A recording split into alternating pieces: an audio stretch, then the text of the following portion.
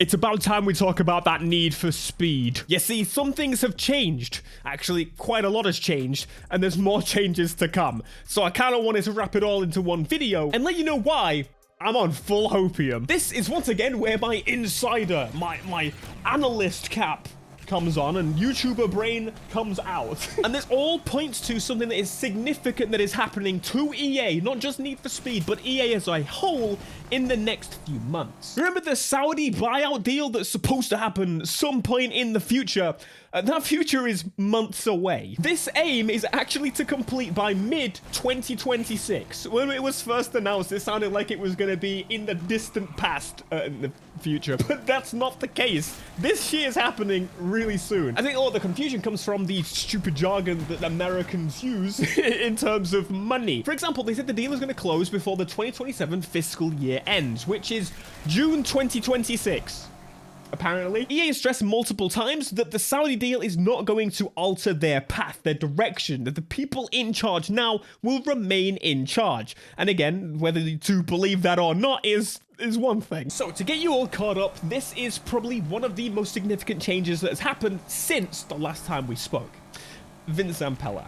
Now, this is majorly significant because, in case you didn't know, Vince Zampella is gone. He's the guy that said the line that I keep repeating, that people, this stupid misinformation parade that keeps happening everywhere, completely ignore, came out like 2 years ago at this point. Need for Speed will return in new and interesting way. You remember that? The thing that I keep telling you? This was what Vince Zampella said. Vince Zampella kind of liked his cars, and therefore kind of losing him absolutely terrified me for the future of Need for Speed. I think that it's terrifying in general that could just happen to someone at that height. This is why I refuse ever in my life to ever step foot in a helicopter. It's not gonna happen. Not this specific matter, but you know, helicopters, terrifying. Okay, let's tone it down and be real a little bit here. It's obviously an incredibly awful situation. It's just insane. I feel so incredibly sad for the family. Again, you've got to picture this situation. Like, he was at the height of his career. Absolutely just top of his game, and unfortunately missed with a call at driving way too confidently on a road he wasn't fully knowledgeable of. I mean, the realities of the internet, we've seen it, right? And if you haven't, don't. It's an incredibly grounding situation that really shows the respect that you've got to show for cars, and of course, more importantly, in my opinion, other people around you. Insert palette cleanser here. So that leaves us in a pretty terrible position because the head of, well, what is Battlefield and also Need for Speed is just gone. It's not a good situation to be in. For the sake of Battlefield, which we'll talk a little bit more about later, we kind of have to, and of course Need for Speed, more so because Battlefield was the focus for EA. Do they care about Need for Speed? It kind of doesn't seem like it. Allow me to bring some good news to you. Listen, this is a little bit of theory here, but it seems like it's the case. Julian Gerighty! Yes! Man, previously steering the ship for a series you may know, The Division. The Division, once like many other Ubisoft games, was just kind of in development hell. And, you know, probably more important for us, me and you, discussing about the car games and stuff. The Crew! Yes, Julian Gerighty literally controlled the ship, steered the ship of The Crew, giving it actual direction, giving it an actual game. Like, the man saved The Crew from development hell. Is there anyone more perfect? Like, what? My genuine, like, excitement when I heard that Julian was gonna be heading up the ship. Now, again, just to clarify, the head here is technically what we know unofficially is that he's going to be in charge of DICE. I did actually ask to try and see if you could let me know, but clearly the situation hasn't been kind of embedded yet, and we don't know if he's in charge of Need for Speed. But if he's replacing Vince Zampella, the situation is he is also in charge now of Need for Speed, and as to whether we're going to get another Need for Speed. And I think this is the perfect man for the job. I'm also gonna like put out a little bit of pressure on you, Julian. Just think of this. Just picture this. Need for Speed, Lockdown, The Division, Dark Zone. Hello. You see my like appropriate shirt that I'm wearing to Kaizen? It's a Need for Speed thing. Okay, it's not, but like they adopted it. Okay, calming down a little bit here. He's literally the guy that's called in when a game is in development hell. The crew was really struggling. They were pushing on like 8 years for that game, which is absolutely insanity. And the Division, once again, they really were struggling. Bring him in. The man knows what to do. And it's kind of almost the best bit that this was literally out of nowhere. It kind of confirms the situation that he is going to be at the helm of the Battlefield studios, as it were. To reconfirm that, this tweet was put out by Ubisoft, basically them saying, look, he's not leaving. He's not leaving. And this was but a few months before this happened, I think. Maybe even less than that. So we are talking big money to bring this man on board, to convince him to leave a series that he clearly was incredibly passionate about, and a position in where Ubisoft was like pulling him to multiple games to try and just fix the situation. He was clearly worth more money to someone else. Let's get back to racing games a little bit here, but with the success of Forza Horizon 5 on PlayStation, in case you haven't seen, absolutely decimated. We're talking multi-millions of copies on a game that was like 4 years old, and that's absolutely crazy. Like, Need for Speed clearly was always the dominating force when it came to racing games at Christmas, you know, every 2 years was another. Forza's kind of now gonna be the game to do that, but I think, and this is, you know, it links into my opinion that Forza Horizon, although, again, I'm looking forward to the new one, it does not really tend to, and this is a Microsoft thing, really push the boat out in terms of actually changing something significantly. But if we go back to Need for Speed, a series that is, quite frankly, known for changing its formula up constantly, maybe to positive or negative, depending on the way you look at it. This is a series that quite frankly could go in many more directions than, say, a Forza Horizon does, because under Microsoft, they don't want to mess around with it. GT7 remains the only reason, quite frankly, that I have a PlayStation to this day. Don't tell Sony, I really want to come to PC. And clearly, Forza Horizon is Microsoft's strongest IP. It used to be, and it's so wild to think about it, but in the PS2 era, racing games were the biggest genre, okay? And then we moved to the 360 PS3, and that's when things started to change. We started to go more towards the success of FPS games. And I think, even looking at the Call of Duty, looking at Battlefield and its kind of sticky situation, really shows that yes, those games are kind of now becoming, once like racing games did, a little bit pushed to the side. Not to say racing games are going to be back on top, but it's clear that not everyone wants the same thing, and not everyone wants it for 20 years in a row. While of course F1 and sports in general is a huge chunk at EA, it's pretty clear that their focus just on Battlefield, it's time to diversify again a little bit. Speaking of the success of Battlefield, it's so nuanced and difficult to really, but ultimately, the game sold incredibly. It is the best-selling Battlefield there has ever been, but at the same time, they continue to struggle in terms of keeping their players. Now, this is PC, and I hate bringing out these charts because it doesn't show consoles, which is PlayStation's going to be the place that people are playing these games the most. It doesn't show the whole picture, but this is the slice we get, unfortunately. And honestly, is there a case that Valve should just probably get rid of this feature? Like, to be honest, it doesn't mean everything. The game's also available on EA Play. Do people play it on EA Play? Listen, I'm not here to defend EA because I don't give a damn about Battlefield. They brought out a new season. It hasn't really brought the audience back, and that once again confirms that maybe they should stop spending all of their money and value and people and staff and power and talent on one game, because it maybe isn't working in the way that they had hoped. EA is usually quick to be like, okay, this isn't working, let's dismantle it completely. They've done this many times with Need for Speed, you know that. Now, I think the reality as to why this is the case is that choice is expanding and new gameplay forms and formats are winning. I mean, even for me, I've been burnt out of FPS games, and yes, I do play other games. I've been burnt out of FPS games since the beginning of the PS4 generation. I was already done. I mean, Far Cry 3 is probably one of my highlights. We're talking Resistance 2, Resistance 3, Killzone 2, Killzone 3. After those games and the slimification to the point where it's just Call of Duty and it's maybe Battlefield, I was already kind of done. Bad Company 2, by the way, But I think it aligns perfectly with Need for Speed that's always thrived in adding unique gameplay. Now, the reaction between people is always kind of very polarizing, hearing, oh, this is the worst one and this is the best one, but ultimately, maybe they should lean into that.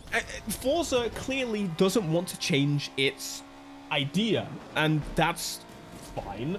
But in the other situation, on the other hand, you've got Need for Speed that changes too much, maybe, and it had changed too much. But if you look at the most recent Need for Speeds, they're all similarly formed, but they focus on different elements of gameplay. Need for Speed will return in new and interesting ways. And this is, you've really got to remember this. Need for Speed Heat, clearly considered the better game when it comes to Need for Speeds from the majority, okay? And if you disagree with that, I don't know what to tell you, but the majority think that. I don't mean that you disagree that this one is better. Anyway, zero live service. Quite honestly, they had 2 updates, one of which was by Criterion adding crossplay. Great update, by the way. The previous one was that like weird shipping container side where you can get some extra cars, and there were the Kaiser cars, and they were kind of cool. But Need for Speed Heat with 0 live service, as it were. Huge. The biggest, most successful Need for Speed in like 2 decades we're talking about here. Okay, maybe a decade, because 2015 also did really well. But nonetheless, biggest Need for Speed of modern times. People are so much fonder of Need for Speed Heat compared to Need for Speed Unbound. And mate, first impressions are very, very important, and so is actually advertising your game.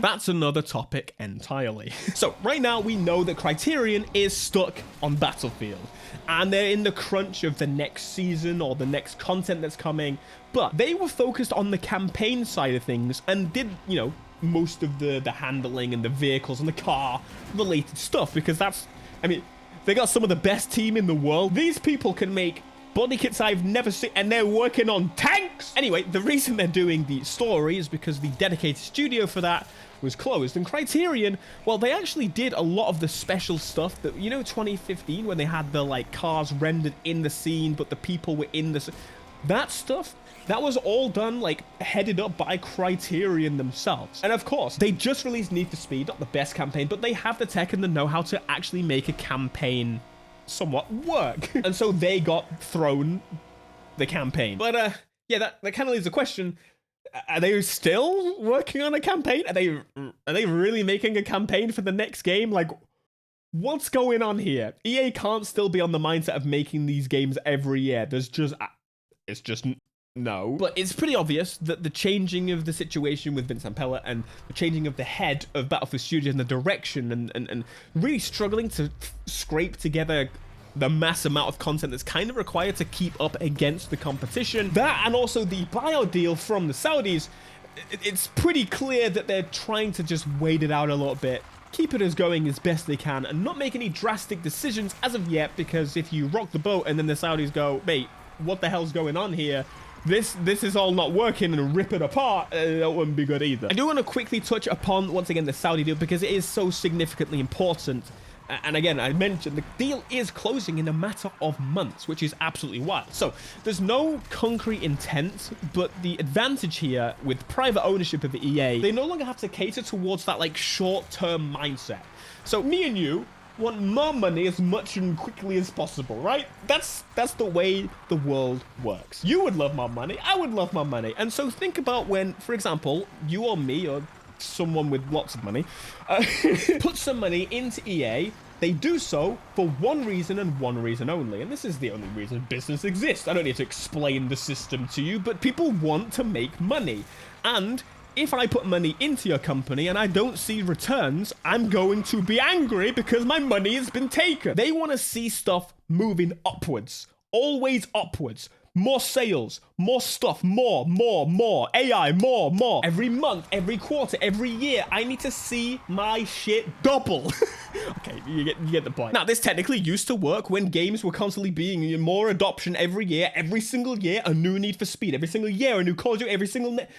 Mate, it used to work, but it doesn't really work anymore, especially when games are now taking 5, 6, 7 years in some cases to actually even exist. Microtransactions. Now, while I don't think that they're going to just disappear overnight or go away in a huge way, I think it's pretty safe to say that they're seen as a negative for satisfaction and they scare off potential returning customers. I mean, I think to remind you about the loot box situation in Need for Speed Payback and Battlefront 2. But if you're no longer chasing like constant instant returns, because the idea of, you know, big company, private, no one can, you know, jump into the pie and force a company to go a certain way and follow certain things. There is advantages in that they could go, okay, no, let's now take 3 years to make this game. Let's now take 4 years to make this game and make it bigger than the last one because we have the ability to do so. We're not trying to like impress an audience of millions of investors. We only have to cater towards like a couple of top dogs that ultimately own the majority of the company. They too want to see returns, but they're not talking about short term. They want, for example, to put money in now, like anyone with big money. I'm going to now put in $55 billion, and I want that to be $100 billion in 10, 15, 20 years. Other than that, get on with it. On the negative side, they are going to want to make big money. The deal exists against a huge amount of debt. I don't need to tell you about the fears of private equity. They've probably eaten up, just like in the UK, all of your high street and doubled the price. Have you seen that Pizza Express charges over £20 for a pizza?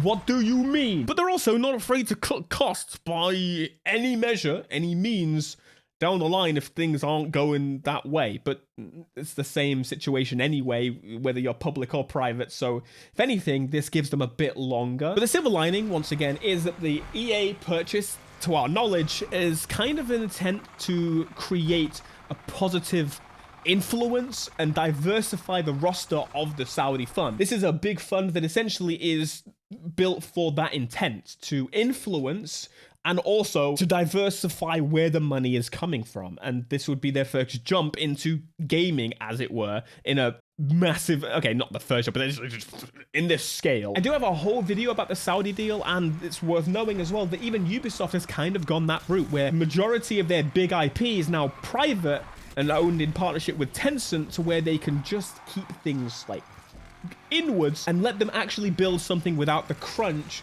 of, you know, being peered over, like, have you made me money this month? I've got a full video if you want more details. Go check it out if you're interested. So all in, I'm pretty happy to sit in the Hopium side of things. I think we're just waiting, for the most part, for this deal to kind of go through before big calls are made and decisions are aligned between the two combining forces. And I think there's been both successes and failures with a larger team plan. I think it's really obvious that having 4+ studios, probably like 1,000 people, having one title to work on has kind of caused some problems, maybe more problems than positives. I guess initially to get the game out, it worked, but like the later plan doesn't seem to be working as well as they had hoped. And Julian potentially coming in, calling some shots, him knowing personally the horrors of Ubisoft development, where once again people are prying over, and Ubisoft was constantly like on the down. EA's, you know, it has been stable for a while by comparison. Anyway, I sit in the side of hopeful, and that's where I sit, and I will update you if we hear anything new. It would really be, you know, it would be amazing, Criterion, if you just came out and you were like, surprise, we were working on Need for Speed for the last, like, 8 months, and I'd be like, oh my god! I don't think that's happening. Fucking Battlefield.